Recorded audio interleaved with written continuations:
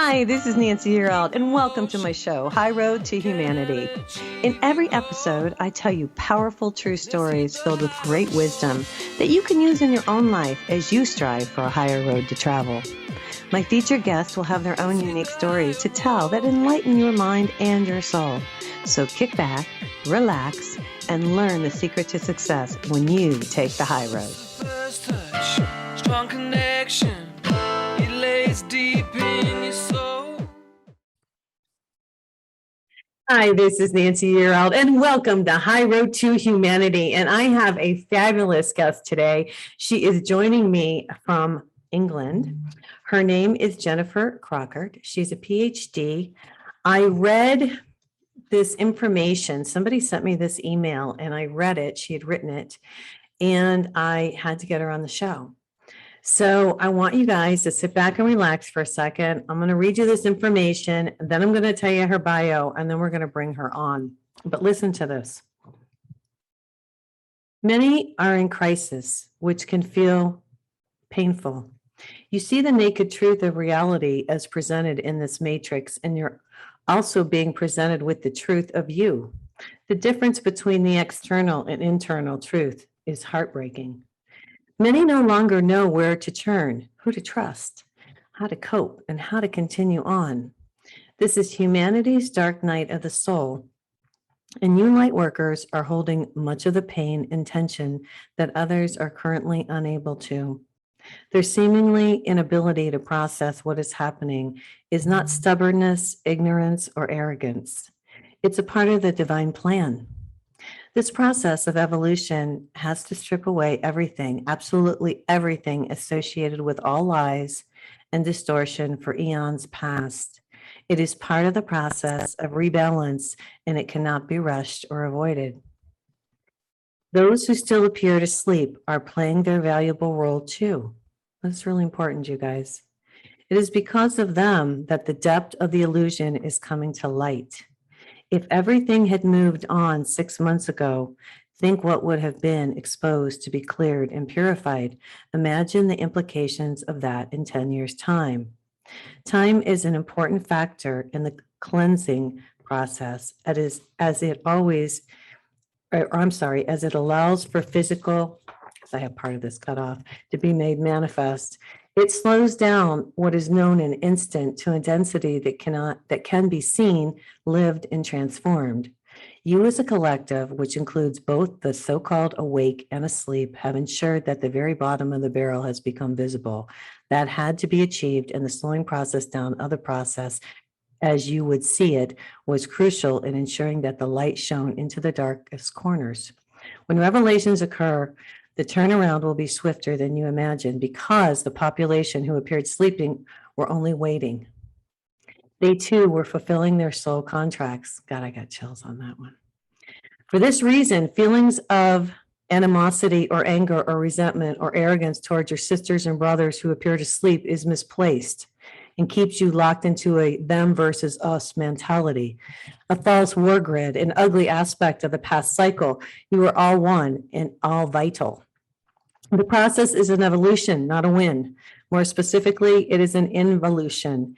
It is a reorientation from the external to the internal, from power given to power owned, from slave to sovereign. Look inside to reclaim your sovereignty, your divine knowing, your divine essence. The fruit and seed of your divine essence is love, compassion, kindness, patience, gratitude, humility, collaboration, sharing. Don't look outside to others waiting for change, for relief. This is as futile as watching paint dry. It is a waste of the divine potency of this now moment. Turn within, master the qualities of your divine essence by living them every day as much as you can, and you will create the quantum breakthrough that you seek. The truth is within you. Now, before I read your biography, that's beautiful. Thank you. Thank you. Wow. I mean, it's just amazing. Oh my God, I got chills on that one, you guys. So this is why I asked her to come on the show. Now, let me tell you a little bit about this lady here. She was born and raised in Ireland. Jennifer obtained a degree in French and Italian, a postgraduate diploma in business, and a master's in sociology of development before moving to England in 1998, where she gained a PhD in international political economy in 2003. But the reason driving these qualifications was the feeling that she didn't quite fit in and didn't understand how the world worked. Despite her qualifications, she felt unable to work in corporate world, so she concentrated her working life on working for charities and freelance. She is based outside of London, where her focus is on supporting the spiritual transformation of humanity through her work as a channel and a spiritual coach. Welcome to High Road to Humanity, Jennifer. Thank you. Thank you for having me. It's a real honor to be here. Thank you. Well, I got to tell you something. When I read that, I just, wow. Now, did that just come to you? Was that channeled to you? How did you receive that information? Yeah, so every I'm sorry. No, it's okay. Every week I try to put out a different channel, and normally the channels come from Ashian, which is a galactic being that I have quite a connection with. And so what I do is I meditate, and then I wait and I see what message arrives, and then I just start typing. And sometimes the message is a little bit distorted, or it's a bit like, I think, ooh, that's not it's not freeing. When it's the right one, when there's like this resonance that you go, Then you know. Okay. Yes, exactly. Okay. There's a sense of freedom. There's a sense of the truth of this resonates inside in me at a different level. And so sometimes I tweak them, sometimes I just have to throw them out and start again because it just didn't feel like it was the thing. Yeah. So this one came through just as you read it. Well, and the reason it hit me so hard is because so many people are upset that their relatives, their husband, their wife, their brother, their sister, their whatever cousins are asleep, and they are upset that they haven't woken up yet. But this basically says they're doing what they came here to do. That's the thing. And it was a revelation to me as well, because obviously I'm living in the world. I'm surrounded with family members who equally are doing the thing in the arm and have a very different perspective on life than I do.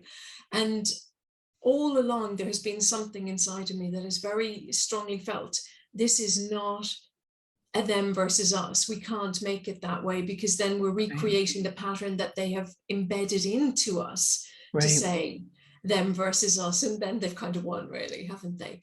And so I have this really strong theme going through me. But when that channel came through, I suppose I was amazed and relieved, because I thought, oh, right, this is it. It's actually true. It's actually real, that there is an element to this. It's not like that the divine in all its wisdom decided that 60, 70, 80% of the population were, I don't know, like junk DNA or something that were redundant or no, everyone is special and everyone is playing a role, and it is beholden on to us to honor that when it's different. And I think, in a way, if anybody is familiar with the path of light workers, it is the path of being different, and so we should honor that in others as well, even if that isn't necessarily seen for us at this point in time. It will become manifest. And I think I've noticed a kind of a snobbery, not a snobbery, but a frustration. Judgment. There's a judgment. Yes, thank you. That's probably a better adjective. Yes. Judgment. Yeah. About why is it people aren't waking up? Why are they being so stubborn? And I really think there is something much deeper in this, and that there is a spiritual truth that is yet to manifest, that we will turn around afterwards and go, well, of course, that makes sense. What they couldn't have that. And this is a pointer towards that stage in the journey, I think. Well, yeah, and we're going to talk about that today. But the first thing I want to talk about, and I want you to tell the audience, is how all this happened to you. It was June. Now, what year was it when this happened to you? 2001. Tell your story. Tell your story.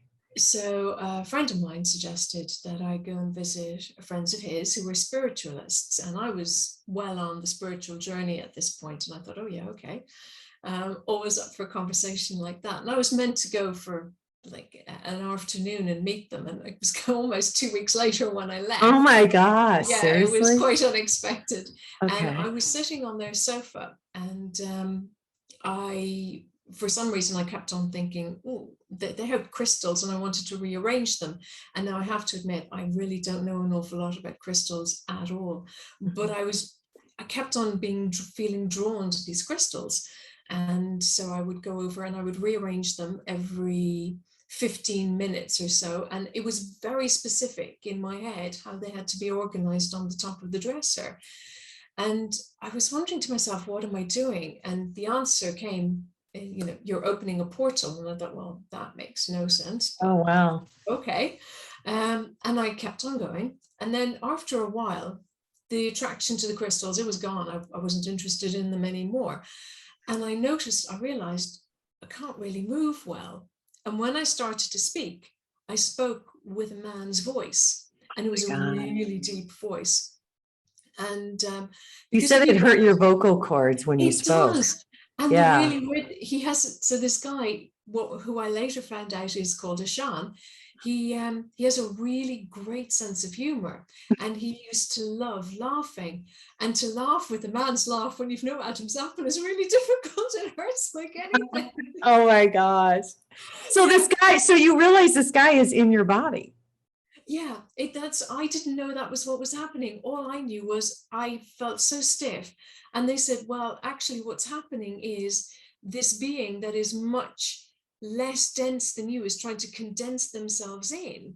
Now, clearly this sort of thing doesn't happen on a normal basis. This obviously is some sort of subcontract that I and he had for whatever reason, and I don't know what that might be. But over the 2 weeks, because they treated this as completely normal, they were used to this sort of thing happening, and they were used to people channeling. I wasn't. All right, I'm going to stop you. We're going to go to commercial break, you guys. I'm here today with Jennifer Crokaert. She is joining me. Where are you actually in England? I'm just outside London, near outside of London. Yeah. And she's telling us her story, and she has some information for humanity. This is Nancy Yearout. This is High Road to Humanity, and we'll be right back. This is Nancy Yearout. This is High Road to Humanity. I'm here today with Jennifer Crokaert. Am I pronouncing that right? Crokaert? Crokaert. Crokaert. Okay. Yeah. My husband is Belgian, so it's hard for me to pronounce as well. It's intuitive. I just want to make sure. Okay. I'm such an American. Okay. So so you're at these people's house, you're in this room, you do these crystals, you open a portal. There's a man now, did you say anything to these people? Like, there's an entity and he's entered my being, or what did you do? I'll be honest, a lot of it's a bit of a blur in some respects. Okay. I think I started talking to them and saying, I'm not really sure how I feel very kind of tight, a bit like when you have the flu, nothing sort of moves freely. And I just felt like I was trapped in my spirit was trapped in my body, that sort of a feeling that you're immense, but you're all crammed inside in this really tiny physical density. And then I think, I don't know, they must have asked me some sort of a question that prompted him to speak. And that was when the channeling started to happen. And I know if I were listening to me describing this, my first thing would be, well, weren't you terrified? What? Yeah, right. Well, that's why I'm wondering, gosh. Yeah. And it was because it sounds like a really scary thing, but the experience on the inside of it was like meeting a being that was a cross between Yoda and E.T. So it was this innocence and charm and purity and beauty and wisdom and humor all mixed in together, and I could hear him in my head. Okay. And so he was you weren't afraid. You weren't afraid. He was a loving feel. You got a loving feeling. This was the nicest experience of my entire life, I think. And because I think we all have that sense that we are not seen and valued and loved in the way that we have this intuition we should be, that it's just nothing kind of matches that intuition that we have inside in us. And this was my literally first and greatest experience of being met in that way, in a completely internal way. So it wasn't a scary thing at all, far from it. It was lovely. Oh my gosh. Well, so then what happened next? You talk about when you go for a walk, and you talk about that. Yeah, so it's my understanding that he hasn't been in a physical body on earth, but has been, he's higher dimensional, so he has a higher dimensional body, which for us, we wouldn't be, at the time, I wasn't able to see it. And so we go for a walk, and everything is exciting and magical to him. And we see a cat, and he just wants to go over and stroke. He's like, what's that? That's a cat. That's a cat. And it's like, if you can imagine E.T. and Yoda inside in your head going, soft. And such excitement about a cat. And so thrilled by the whole texture and the feel and the reverence. The experience. Yeah, the tactileness that they just wouldn't have, I suspect, because I've learned since that there are some galactics that don't have pets. So it would be a very different experience for them to see cats and dogs and to actually feel what they feel like and interact with that energy. Yeah, and he also saw fire, and he thought, ooh, fire. And again, you're like, no, we're not touching that. And I could literally feel, because I could feel him wanting to reach out and go, fire, and I'm like, yeah, no, I'm sorry, I'm drawing the line there, mate. I know what that feels like, and we're not doing it. I will let you experience heat. I will not let you experience fire. Oh my gosh. Well, and how long? This went on for 2 weeks. It did. Yeah, it went. And during that time, it's people talk about what it's like when you live in a higher vibrational lack of density, and how you need less sleep and you need less food, and that all of that's true. I found that that I really wasn't that hungry. I found that I didn't need as much sleep.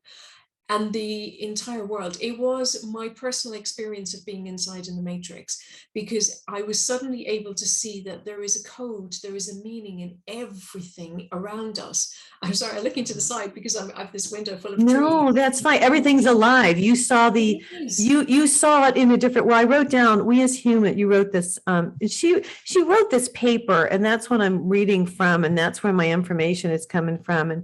And maybe you'll give us the link to that. I don't know. That's it. I know it's copywritten, but you say we as humans are jaded. We have been desensitized. Yes, we have. It's like blinds have been, and a fog, and then a velvet curtain around that again have been put around us. And so what it was for me is, we can talk to the sea and the ocean. We can reach out to that,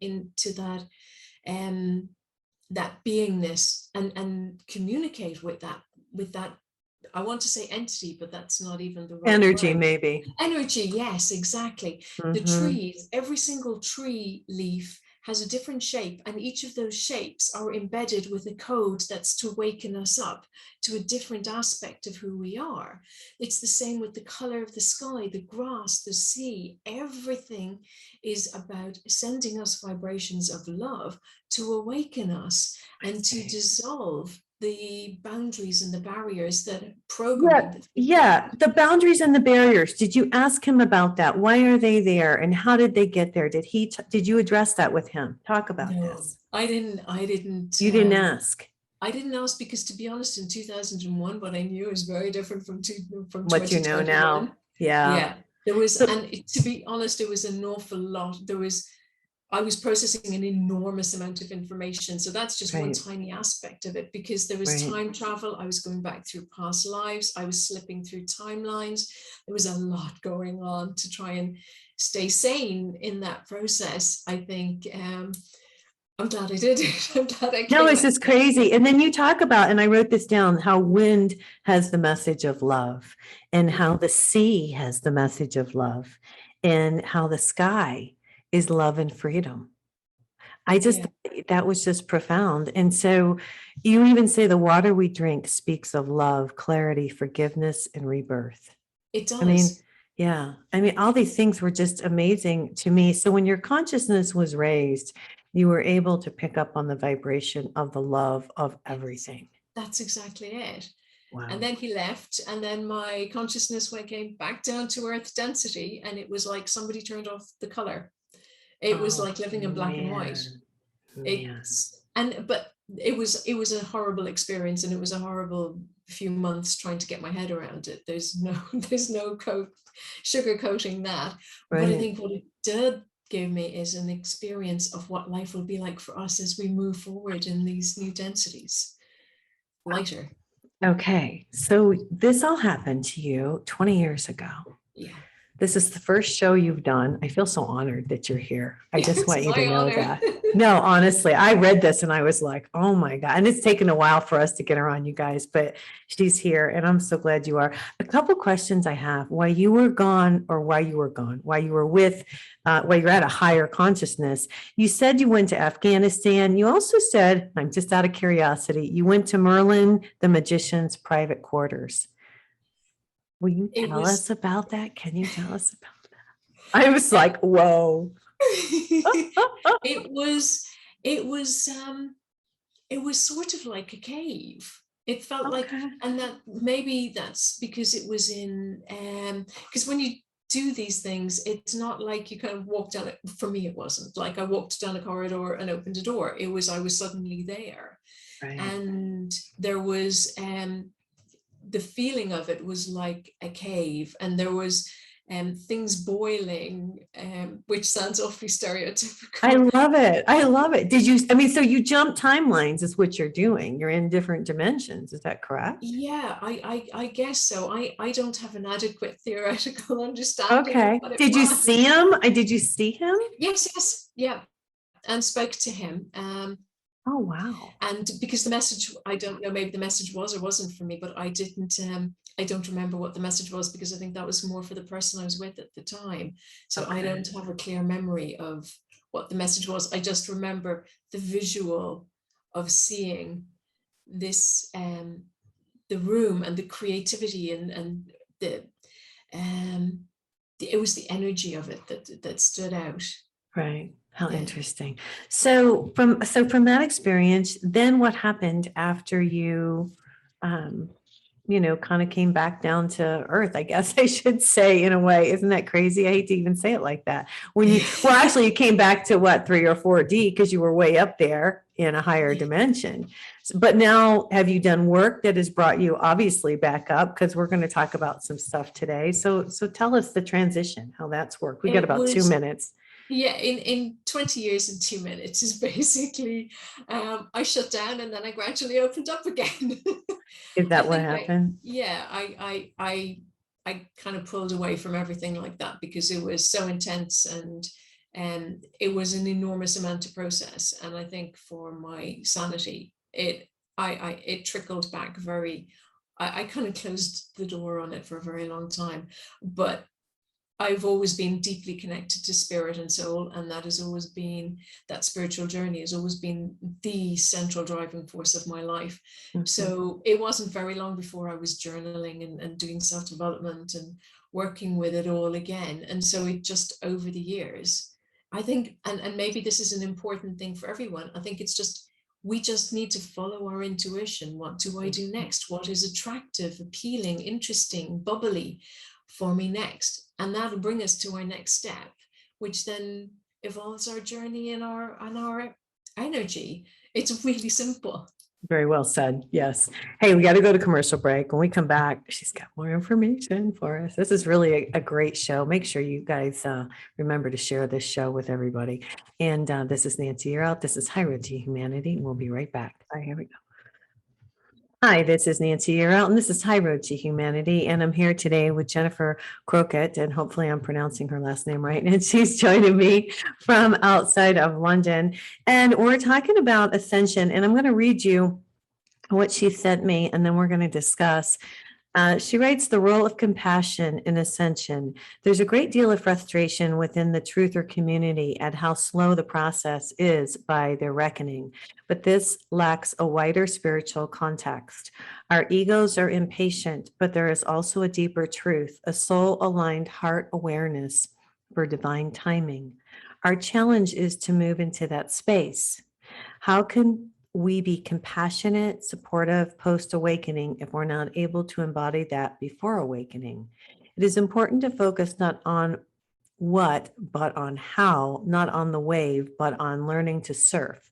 The wave will come, but if you haven't developed the deeper, higher qualities of the soul, you won't be able to ride the wave successfully. That was really well written, because we have to go inside. Talk about this, Jennifer. So it's my belief that, like you said, this is a journey on the inside, and we're looking to the outside for markers for how we're progressing and how we're doing, and for signs that, you know, it's a marathon and you've just passed the 6-mile mark and you've passed the 10. And there's a great desire to see the final line. But the whole point of a marathon, in a way, is kind of the endurance that you have to build up. And you can't keep looking to the outside for the measurements of how well you're doing. It's an inside job. And so I think it will happen. We will get to the finish line. But if we get there and all we've done is look at the markers on the outside, we haven't benefited from the internal knowing that we have mastered our bodies enough to move through all that process. And in the case of the ascension journey, when that wave comes, the wave demands that we are compassionate. It demands that if we are to ride it successfully, it is because we are doing it through our hearts and not through our minds that are looking for now and answers and retribution and I'm right and you're wrong. It's because we are driven through the love and the heart. And if this is coming from the divine, then our guidance system has to be our heart, which is our connection with the divine. Right. We can change minds easily. You see that with each new political party and each new government. They argue one side and then somebody has a better argument for the other side. Minds change. Right. What we need is a change of heart, because when we change hearts, then we create lasting transformation inside. So that's why I firmly believe that compassion for ourselves as much as for anyone else is so important and will be so important when all of this comes out, rather than us splitting into two factions of you did and you didn't. Right. Know thyself. Yes. And then be kind when you do know yourself, because I think most of the horrible acts on this planet from human beings are where we are trying to lash out from the pain of what we can't hold when we knew ourselves. And that's why compassion for ourselves and for all of our failings and our flaws is really, really important. Wow. Because then we can have compassion for other people when they have those failings and flaws. Because we know what it's like. Yes, exactly. Yeah. Exactly. And then we become the healers for those who haven't got there, because they go, oh, wow, you don't have to hurt others because you're feeling really bad. And it becomes the being, not the doing. It's always about the being. Interesting. That's where the misery loves company comes in. When somebody's miserable, they want everybody else to be. And when you go inside and fix yourself, then you're happy. And then that joyful vibration goes out, and it's just infectious. That's it. Thank you. Okay, so here I'm going to read another one of her talking points that she sent to me, because this is so profound. I just have to say, this is so amazing. Awakening from inside versus awakening from outside. This is what we were just talking about. To be awoken by the EBS. What's EBS? So the emergency broadcast system. Oh, I'm like, oh, what is that? I'm like, what? I knew that. You think that's going to happen? Did they say that's going to happen? I don't know. I don't really. Ashian is never talking about the what and the when. He's always about the how. It's always about us going in. He keeps refocusing back inside. Yeah. Yeah. Okay. So it says, for example, it's a much more traumatic method of awakening than coming into awareness through your own consciousness, as an abrupt awakening can impact the planetary vibration level through the activation of fear, horror, shame, anger, and resentment, creating more emotional dross to be cleared. Slower and gentler has the advantage of being far more compassionate for humanity as a collective and minimizing the emotional clearing to be done later. And that's true. I mean, you guys, I just really feel like there's a lot of people that are starting to realize that it comes from within. Have you felt this? I mean, tell me, what messages have you gotten recently? I mean, tell me what you think. I think that there is an enormous subliminal groundswell going on. I think that people are getting ready to wake up. So it's sort of, have you ever woken up because the alarm has woken you up and you're like, oh my gosh, Yeah. what am I doing now? Yeah. What am I doing? Yeah. What's the planet? What's the day? Yeah. Whereas if you wake up yourself, you just like, oh, okay, hello, right, it's morning. It's much more gentle. And I think a lot of what's been happening has been to facilitate that process as well, in order to minimize shock and trauma. And I think where we are at the moment is that there is this groundswell, very subliminal, quite unconscious, where people are going, it just doesn't feel like everything's right. And they're knowing something, there's something's different, but you can't put your finger on it. And everything has changed. And will it go back to the old? But maybe it won't. There is, it's hard to put into words this. And it's like that, just that pre-dawn, just before you wake up naturally. So I think that then when you wake up, when the alarm goes, because you're kind of coming back to down to earth and you're kind of waking up and coming out of your dream state, it'll be much easier because you're half awake anyway. It was at an unconscious level. And that's why I kind of think that there's a greater intention behind the pace of this, and what some truthers are calling the sleepers. I think they're performing a role in and of themselves that we can't diminish, because we don't know enough to. We think we do, but we don't. But we don't. And you've been awake for a while. And as you talk about this, I think about the book I wrote 6-7 years ago, Wake Up, the Universe is Speaking to You.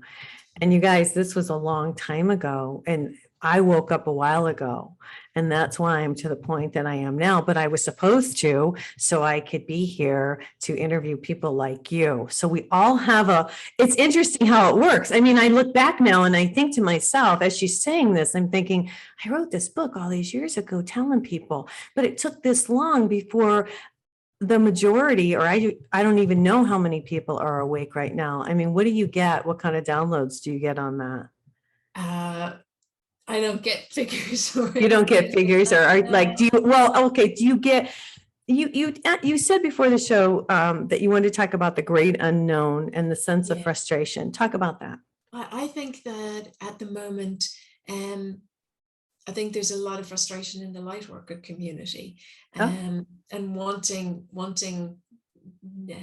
information drops and wanting to know what's next. And that's a bit like the markers on the marathon journey. You want to know, am I at 5 miles, am I at 10 miles? Completely and utterly reasonable to try and figure that out, because it gives you a sense of how far you still have to keep going. But there is a rite of passage in being able to go into the unknown and not know what's happening. And by doing that, you have surrendered the brain's sense of control and ownership of your environment and said, I trust that my heart will guide me. I trust that my soul and my intuition and my heart are all aligned enough for me to get through this next period without having an exact date or without knowing exactly what's going to happen, even though I sense and know that something will. And so that knowingness is that intuition. And I think it is that inner knowing that we need at the moment to cope with this, what seems like a great vacuum on the outside, because we just don't know what's next. That's so funny. Well, no, it's true. And that is going inside, and I call it creating balance. creating balance on the inside when you're connected to the divine. And we'll talk about this on the last segment. What I always tell the audience, and I want to know your opinions, I talk to God every day. I bring in the light every day. I pray every day.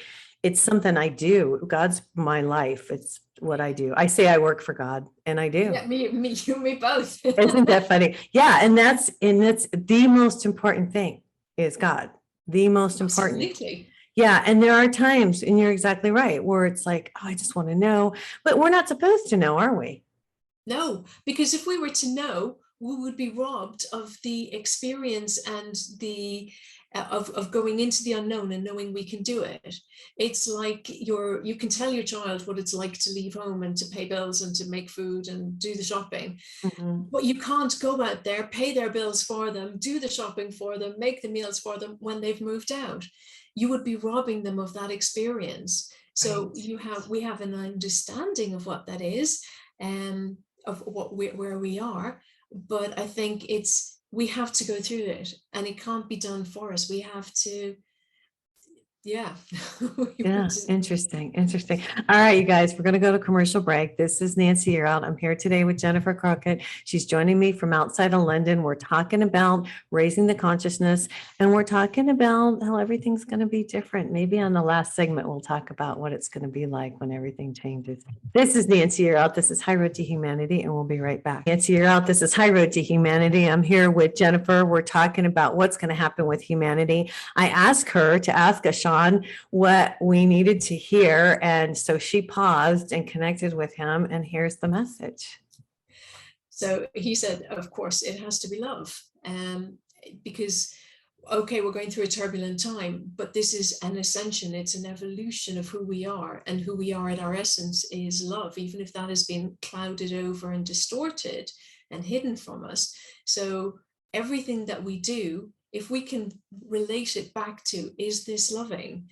And not in a twee, happy ever after way, but coming from a place of love. And that doesn't mean we have to be always nice. Sometimes we have to deliver truths that are a little hard for somebody else to hear. But is it done from a place that's done from love and the heart, or does that come from the ego and the mind and wanting to prove something? They're very different aspects of and very different dimensional expressions And vibrations. and vibrations, exactly, of that concept of love. Mm. But the road forward, as I understand it, is one where the world is your family, where you meet people and you're not in that state. We have a state of constant slight apprehension.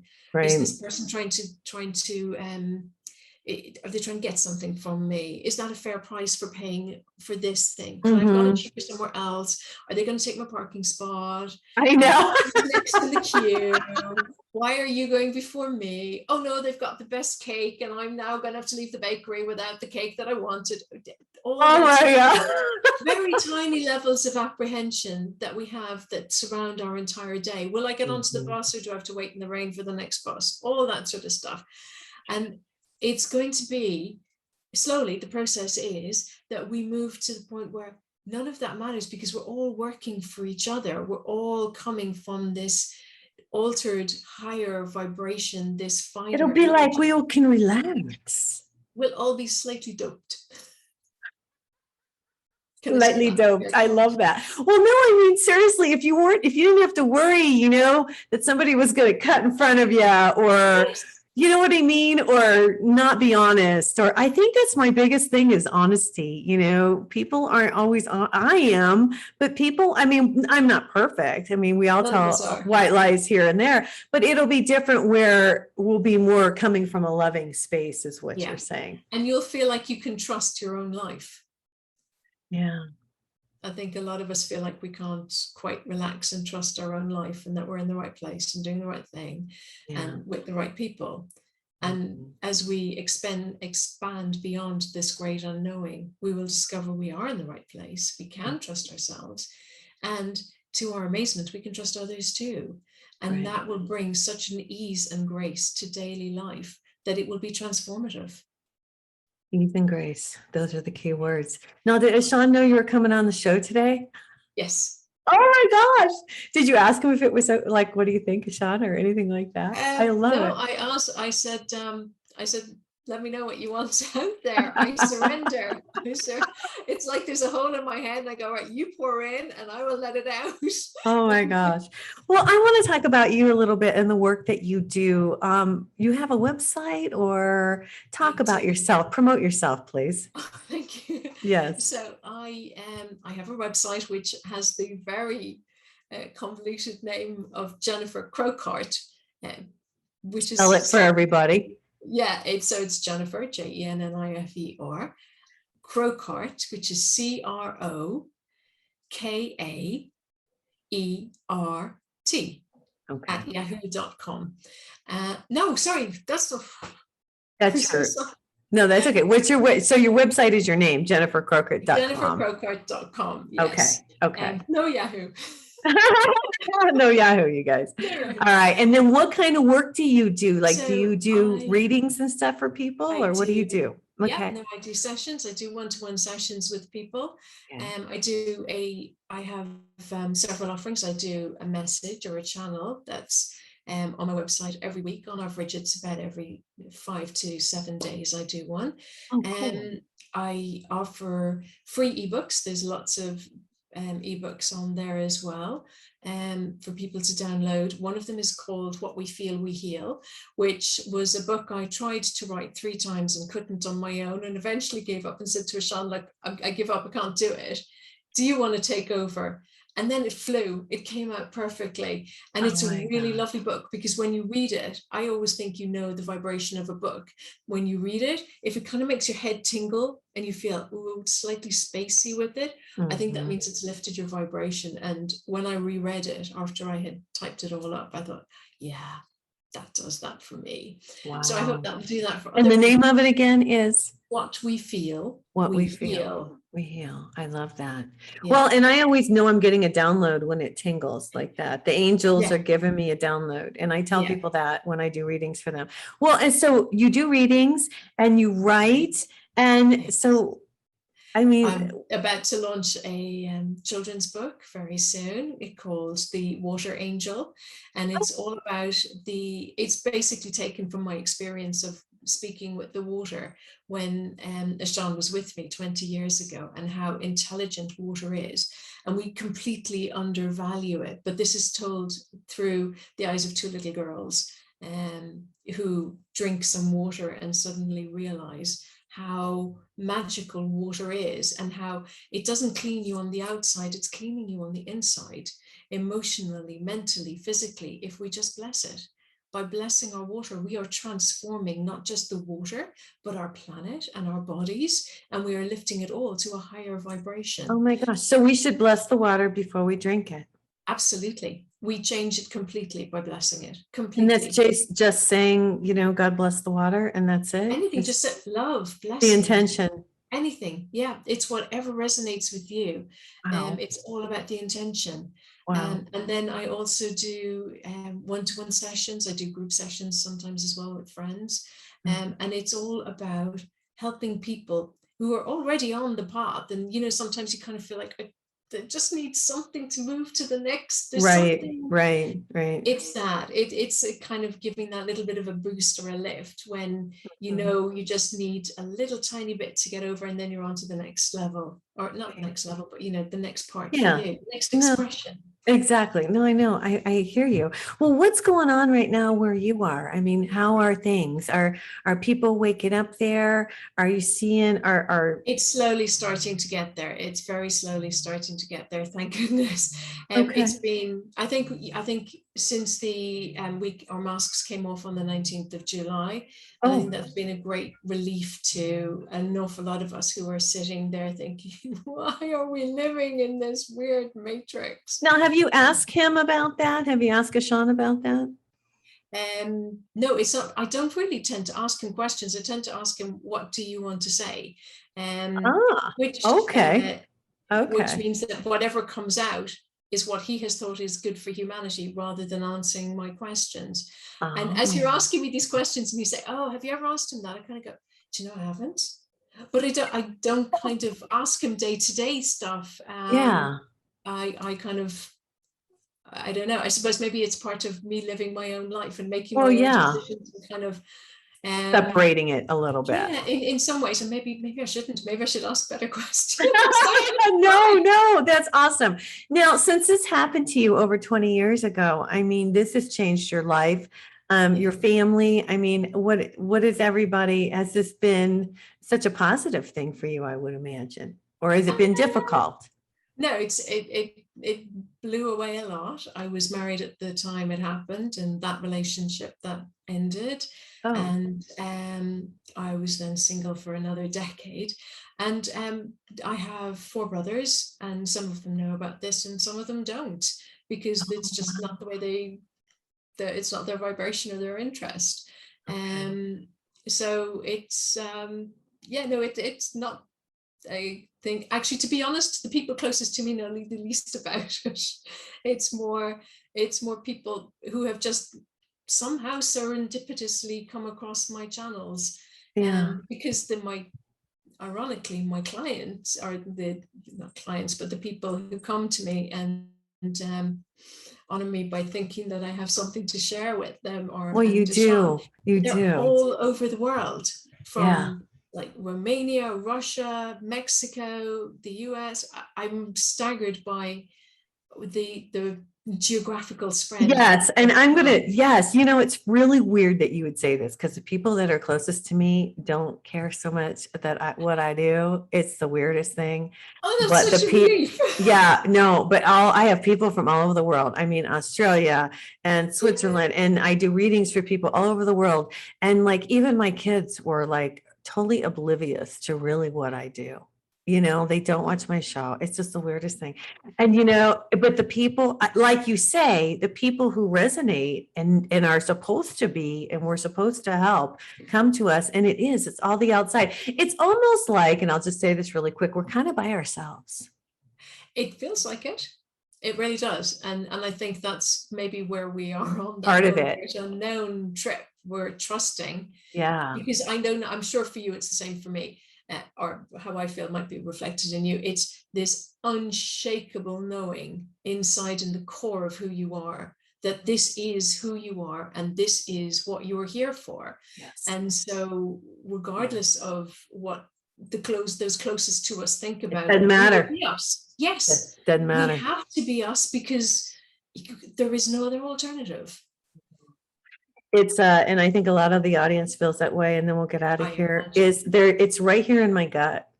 And it's the passion of knowing that this is the time for us to connect to God.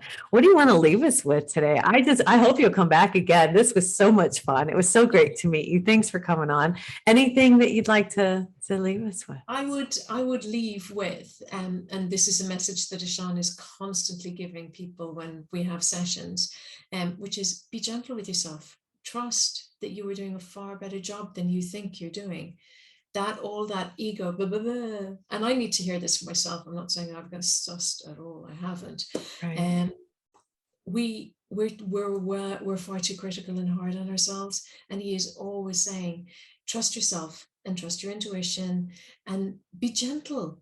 You're doing the best you can. You really, really are. And there's nothing more that you need to do than to keep on waking up every day with that commitment to be aligned. And then do the best you can through your day with that alignment and that commitment. And sometimes it's really sharp and clear, and sometimes it's as fuzzy as fog, and you don't know which way you're going. But trust that in the big picture, you're rocking it. Yeah, I love it. Oh my God, what a great message. Thank you so much for coming on the show today, Jennifer. Not at all. Thank you for having me. It's been such a pleasure. Awesome. Hey, you guys, this is Nancy Yearout. Don't forget to check out my website. If y'all want a psychic reading, go to nancyyearout.com. Click on the book button. You can pick out your date and time. And thanks for coming on, and thanks for everybody watching. We will see you next time. Everybody take care. Bye-bye. Connect the dots and keep the motion. Can achieve your goal. Let's hit the high road. Hey, you guys, join me next week on The High Road for more stories filled with wisdom, love, and hope for our future. Have a fabulous week, and know that by staying on the high road, you will make it to your destination. Visit my website, nancyyearout.com, where you can book a private session to learn how to tap into your own abilities. And check out my YouTube channel. It's Nancy Yearout's High Road to Humanity. You can achieve your goals.